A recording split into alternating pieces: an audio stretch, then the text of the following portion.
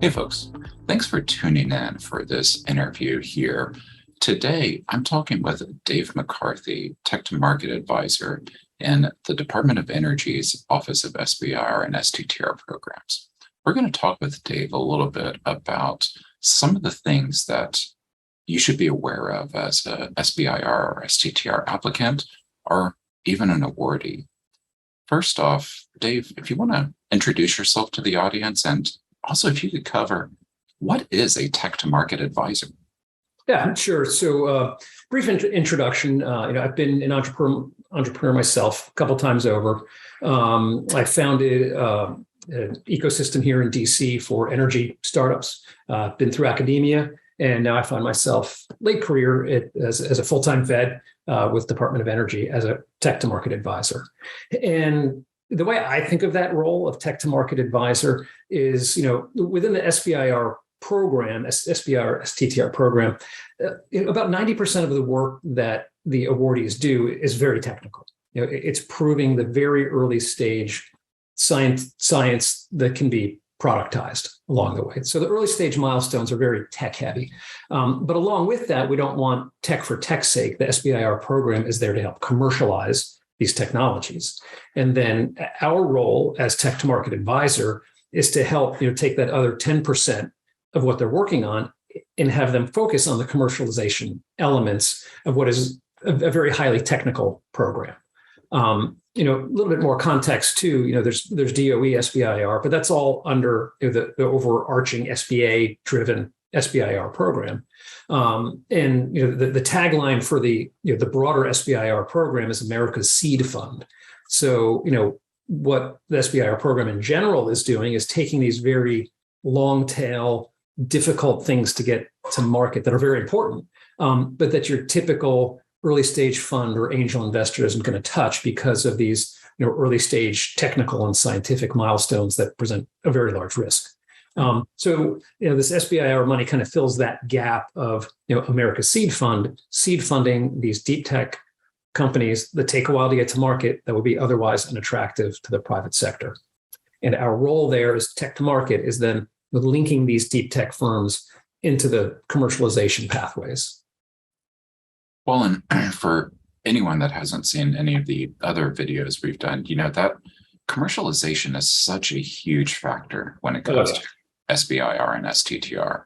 And I know that there's a lot of things that a DOE applicant or awardee can tap into. And one of the things I'd like to dive a little bit more into, because it's always a point of confusion for any of the clients I've worked with, is the TABA program and TABA funding.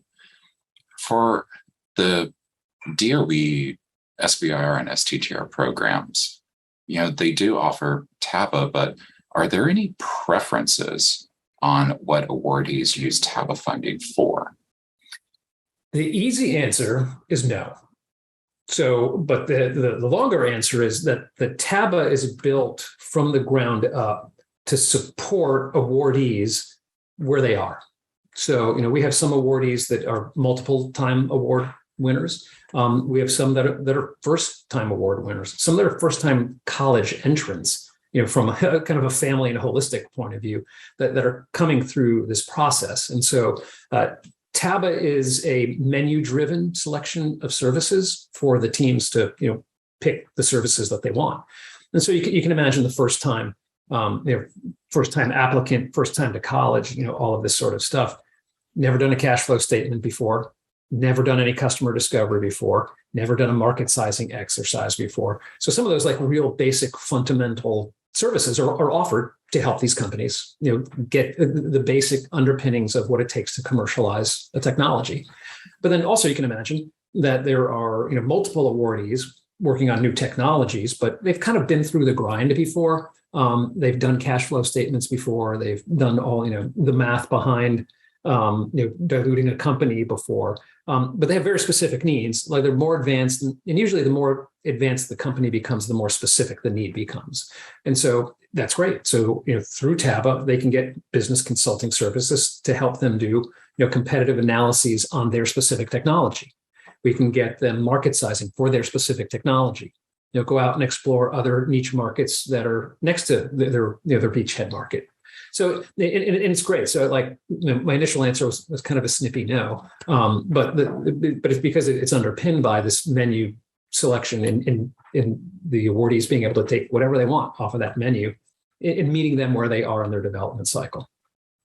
And, you kind of highlighted a couple of things that I think are really important for people to understand and people to kind of know about. We started off talking about, how commercialization is a huge factor, and commercialization is a really big issue, really big area that a lot of the agencies, really focus on. You have to be developing something with the commercial pathway, but for many of those first-time entrepreneurs, those people that are, the garage scientist, Yeah. They don't know how to figure out a market. They don't know how to find a customer. They don't know what their customers are going to be. They don't know even how to talk to customers. Yeah. I do know there is a really great program called I-Core that helps with that. And DOE does have an energy I-Core.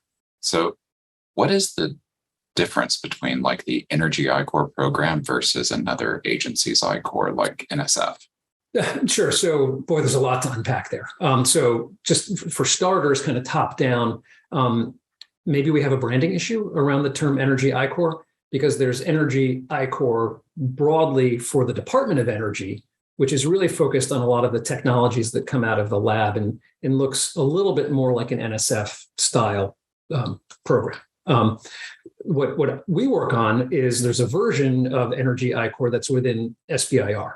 So you got to read the whole title to understand which one is which, but I kind of sit over the energy I-Core for SBIR. Right. So, and as a program that's available only to the awardees within the SBIR program.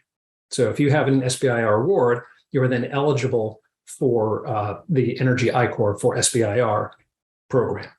Roughly, we have, and the program was just piloted a couple of years ago, and in federal terms, a couple of years ago is a very short period of time. But we have ramped the program up now so that about 25% of each cycle's awardees are attending I-Core.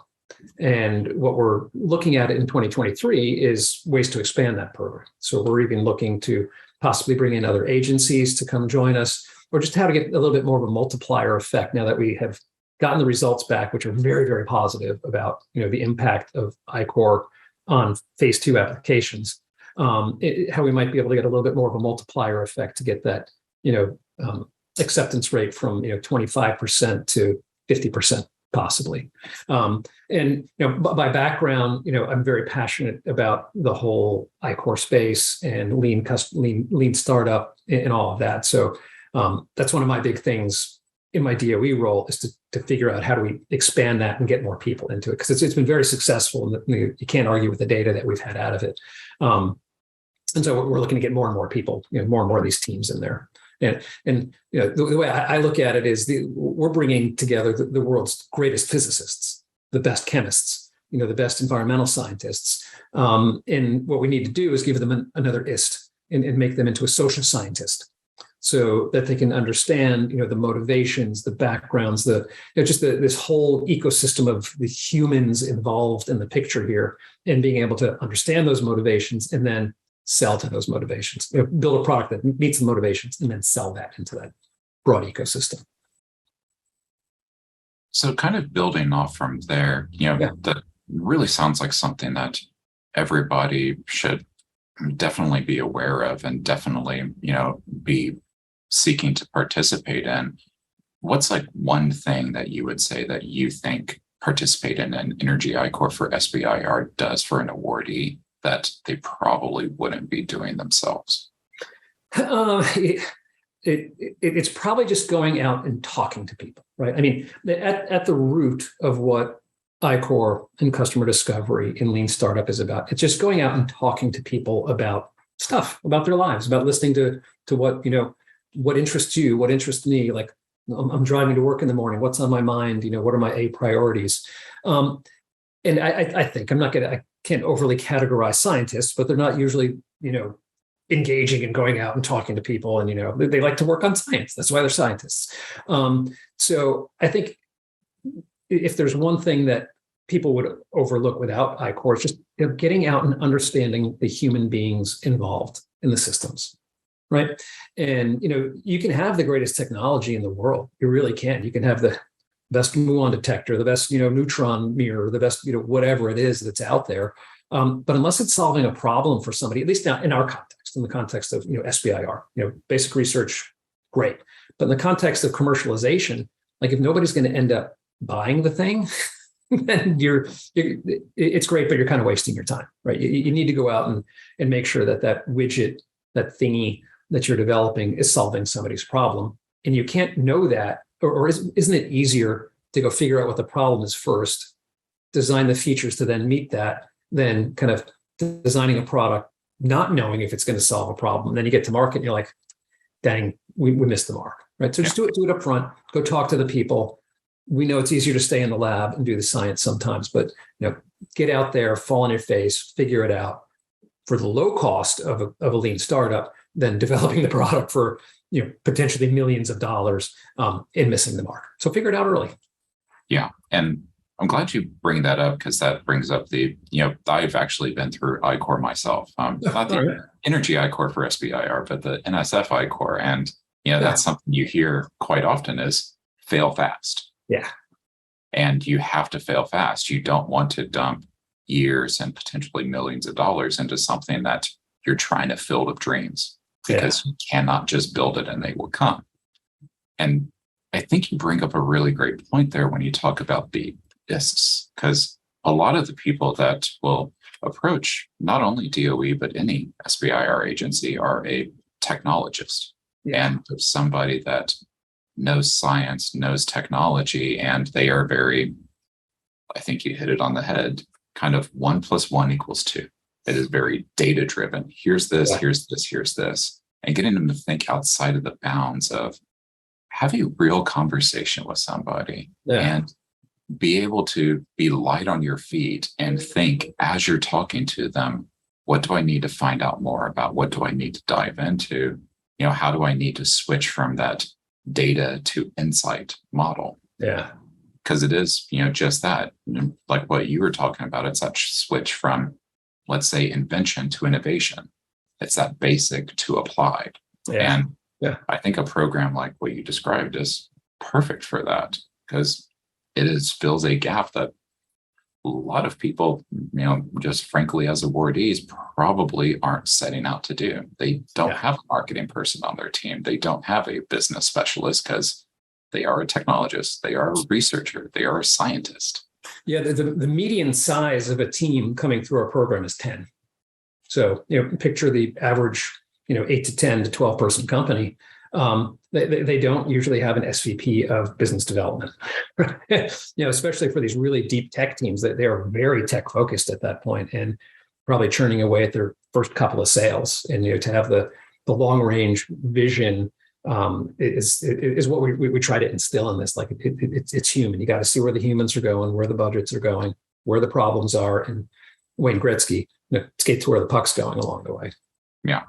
And you have to kind of be planning on that 3 to 5 year process for where do we want to be in the future. Yeah. And I think that actually, kind of segues really well into something that a lot of people probably have no idea about, because not only does, DOE, but a lot of the agencies will have like a phase 1 meeting. Well, they'll have a PI meeting where it's, the PIs come, they talk to us, we set up a day or we set up a couple of days. And from an applicant side, nobody ever knows what goes on during those. There's not a lot of like, okay, well, this is what you're going to get. This is why this is important. This is why you need to make it a priority, other than they just think of it as here's a box I have to check. Here's a requirement I have to meet. So kind of outside of that requirement and just people looking at this as almost a punitive way where it's like, okay, I got this award, I have to do this thing. What's one thing that awardees overlook doing at that PI meeting that you think is a great idea for future success that everybody should do? That's a really good question. So, I'm relatively new at DOE and I just started in January. And you've hit my high points, right? So TABA's in I run TABA, I run Energy I-Core for SBIR, and the other thing I like, almost rounding out all my responsibilities, I run the PI meetings.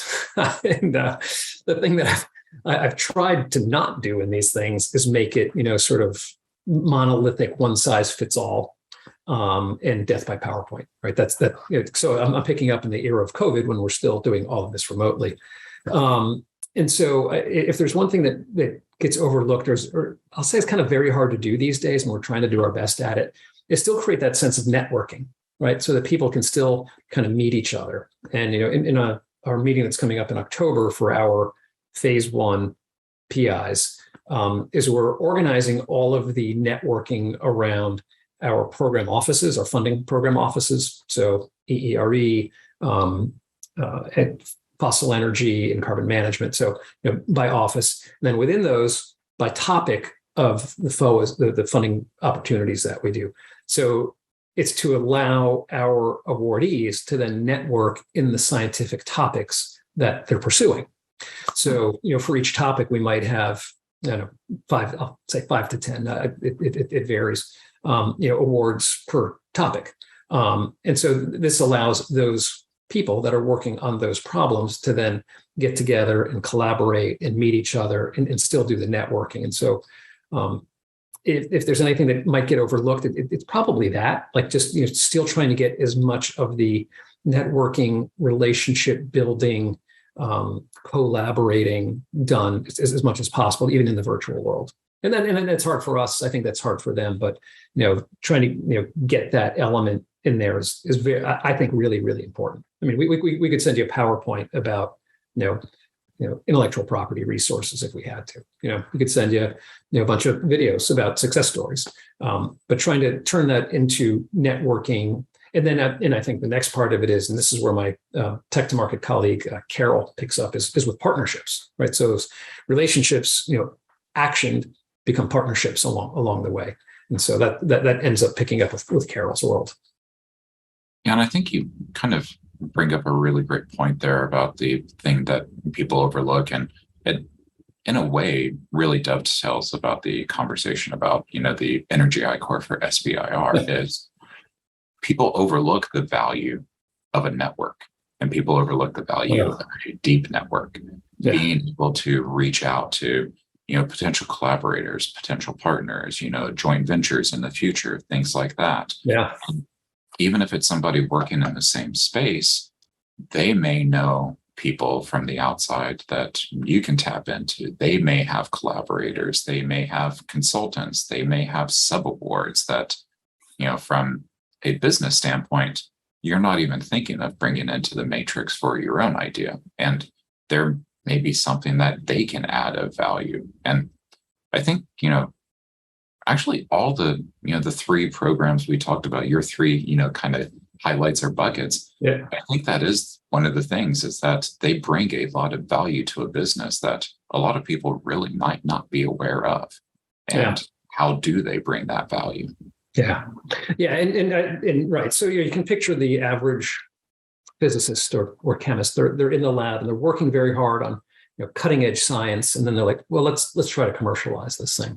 But it is that it's classical lean startup line is get out of the lab, get out of the building, like see the broader world that's out there, and that's just so much of what we really try to do, and then make it actionable, right? Yeah. So what action? Okay, you want me to get out of the lab? Great. What do you want me to do with it? Well, start filling your sales funnel, start looking for partnerships, start looking for manufacturing partners, because you're not going to manufacture at scale in your, either your college laboratory or in your garage. So you need to start getting out there and making those things, those relationships become actionable along the way. Yeah. And I think that's, a really kind of great piece of advice is there are all these things that people can tap into, but they need to approach it from here's the action I want to get. Here's the outcome I want.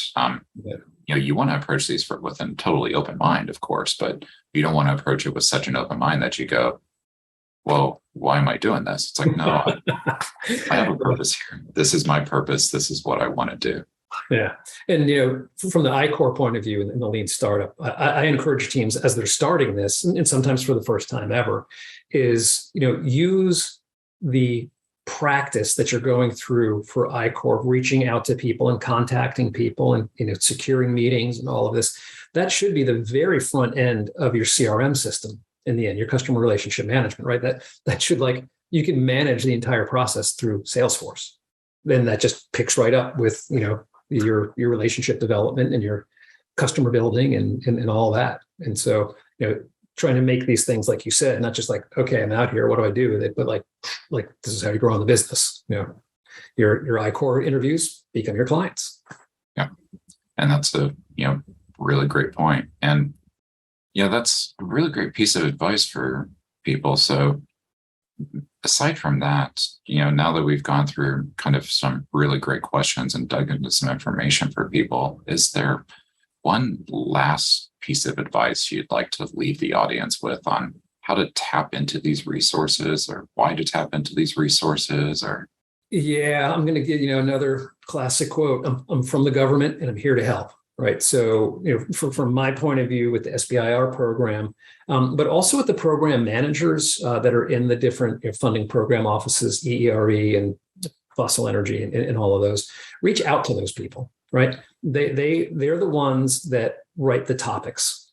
They're the ones that run the programs. They're the ones that know the science a lot better than I do. We're a bit of program management administration where we are, right? I'm not the physicist, but reach out to those funding program offices and talk to the people, right? We've been saying that all along. So, go talk to the program officers, download the funding opportunity announcements, the FOAs, and read through the topics, right? And it's worth the effort to at least get that far in the process. And the other thing is, don't get discouraged. It is a long process. If you're developing a long tail technology, SBIR is a long tail process. There's 2 releases every year. There's phase 1, there's phase 2. Phase 1s are 1 year. Phase 2 are generally 2 years. So you're looking at probably a 3.5 to 4 year process beginning to end, but it's almost a $2 million bucket, in the end of, putting together all these fundings and things like that. So to me, if you're working on that sort of thing, don't be dismayed by how long it might seem like it takes, and commit to it if it's right for you. And then you figure out if it's right for you by going to the FOA, finding the topics, and then talking to the people that actually write the topics is very important. And, I like the way you leave off with that last piece of advice there. Particularly in contact people, talk to them. Because, that's something that, so from a client support and almost a service provider standpoint, I talk to a lot of people and they'll get discouraged. They'll go, well, they don't want to fund me. They don't want to do this. It's like, no, these people want to fund your idea. They have a bucket of money that they have to get rid of. Yeah. It's almost like that. I think it's The Office, where it's like, no, you use the budget or you lose it. If, I give you $30 to buy apple juice this year, and then you only buy $25 worth, you're going to lose that $5 next year. And these people want to have these conversations. They want to find. And I think you kind of, brought it really full circle there. And because it's not just about the funding. It's not just about that. Here's the money. Now go out there. They want to make sure the funding matters. They want to make sure that the funding will get somebody there. So there's all of these other things people need to know about. They need to know how to tap into. And they need to know that these programs have been set up for awardee success. Yeah. You want them to commercialize. You want them to be in the market. You want them to have these broader impacts and, these societal benefits for what they're creating. These things that go outside of just we're going to make a whole buttload of money. It's like, yeah, but you're going to change the world too while you're doing it. And here's how you're going to do that. Yeah. So I think that, it's a really great way to kind of close out our interview here. So Dave, thank you so much for taking time out of your busy schedule to, shoot through some questions with me, talk more about the resources that people need to know about when it comes to supporting the reward, the things that fall under that, kind of tech to market umbrella. And it really is that tech to market. It is about that invention to innovation to product and what people need to know about that entire process. So thank you again so much for being here today.